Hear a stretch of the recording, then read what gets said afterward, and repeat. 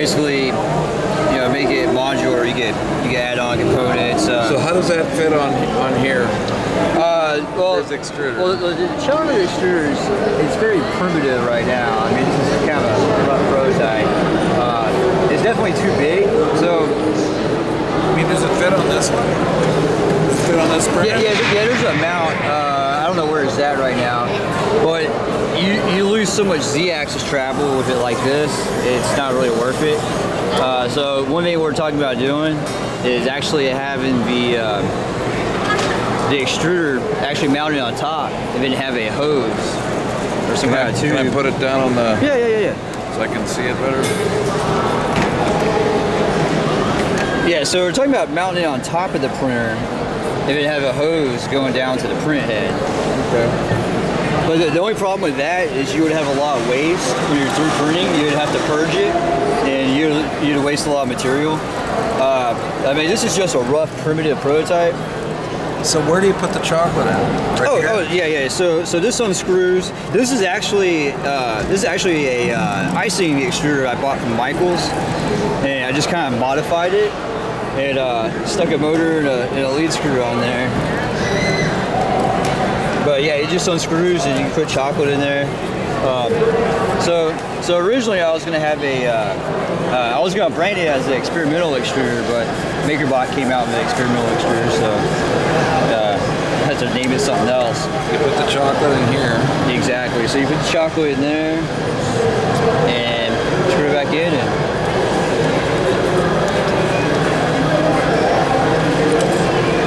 So what you would do is in the slicer software. Yeah. So in the slicer software, you would make your filament diameter, the tube diameter, and your nozzle diameter would be the actual tip. How does this? Oh, I'm not doing this very well. Oh yeah. There we go.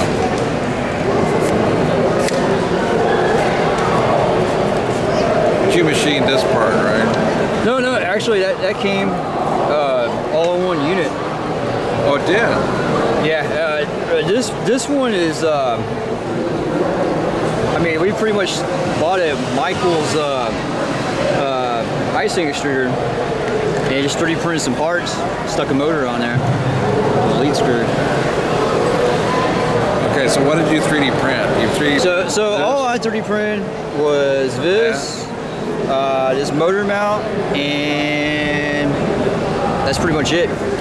Okay, and then this, this would push it down okay, so there. one of the problems I'm having on this design is this turns. So what I'm gonna do is I'm gonna have to put a rail going across. Oh, to stabilize it like here. Yeah, I actually started machining it, but I kind of ran out of time. I had to get ready for, I had to leave to go to Baker Fair, but yeah, these are right on a rail to keep it in line.